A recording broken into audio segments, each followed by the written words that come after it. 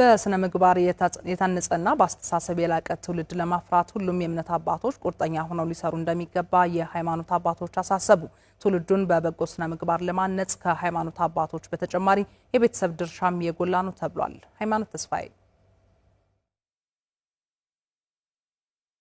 በራሳችን ላይ ሊሆን የማንፈልገውን ነገር በሌሎች ላይ ማድረግ ተገቢ ያለመሆኑንና የሁሉም ቤተ እምነቶች አስተምሮ መጥፎ ስነ ምግባርን የሚከለክሉ እንደሆኑ በኢትዮጵያ ኦርቶዶክስ ተዋሕዶ ቤተክርስቲያን የባህር ዳር ሀገረ ስብከት ዋና ጸሐፊ መላከ ብርሃን ፍስሐ ጥላሁንና የአማራ ክልል እስልምና ጉዳዮች ከፍተኛ ምክር ቤት ፕሬዝዳንት ሼህ ጃዋሃር መሐመድ አስረድተዋል። ያንተን ገንዘብ እንዲቀሙህና እንዲወስዱብህ ካልፈልግ የሰው ገንዘብ መቀማት የለብህም።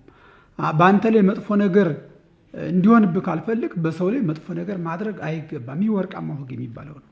እንዲሁም ሌሎች ቤተ እምነቶችም ይህንን ይስማሙበታል።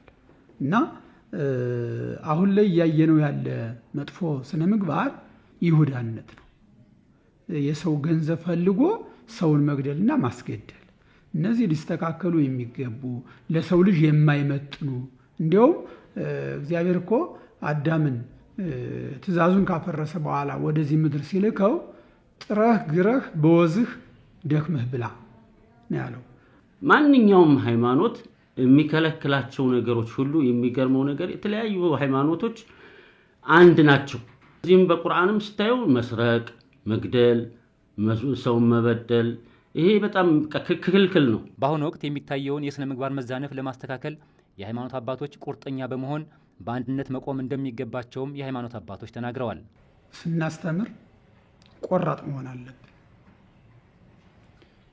የወትሮ አባቶቻችን ያልሆነ ስራ ሲሰራ ገዝቻለሁ አቁም ካሉት ይቆማል።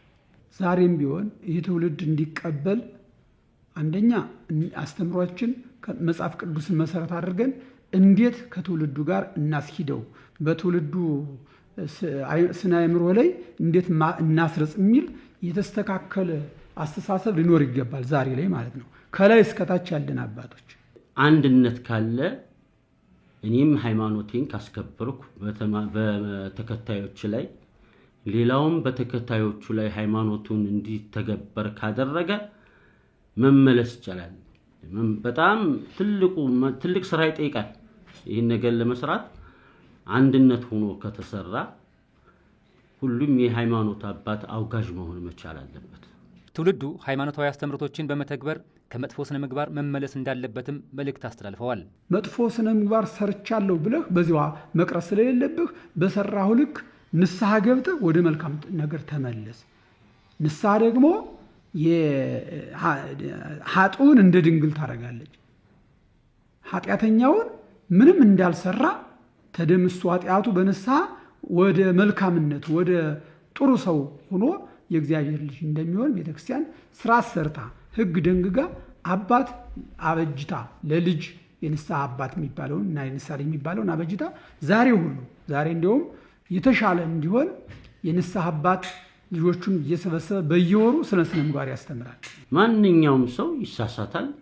የተሳሳች ጥሩ ብሎ ማለት ግን ከዛ ከስተቱ የሚመለስ ሰው ነው ይላሉ ነብዩ አለይሂ ሰላቱ ወሰለም። ስለዚህ ስነ ምግባር አሁን ያለንበት ስነ ምግባር ተበላሽቷል ብለን ያለ እንደሆነ ባለበት ጊዜም ቢሆን ከተመለሰ ወደ ሃይማኖቱ ከተመለሰ ወደ ጥሩ ስነ ምግባር መመለስ ከቻለ ምንም ችግር የለውም። ስነ ምግባር ላይ የሚታዩ ችግሮችን ለማረም ቤተሰብ አርአያ ሆኖ ልጆችን ማነጽና ሃይማኖታዊ ትእዛዛትን በመተግበር ሁሉም የነገ ሀገር ተረካቢ ትውልድን ለማፍራት በጋራ መስራት እንደሚገባውም ተጠቁሟል።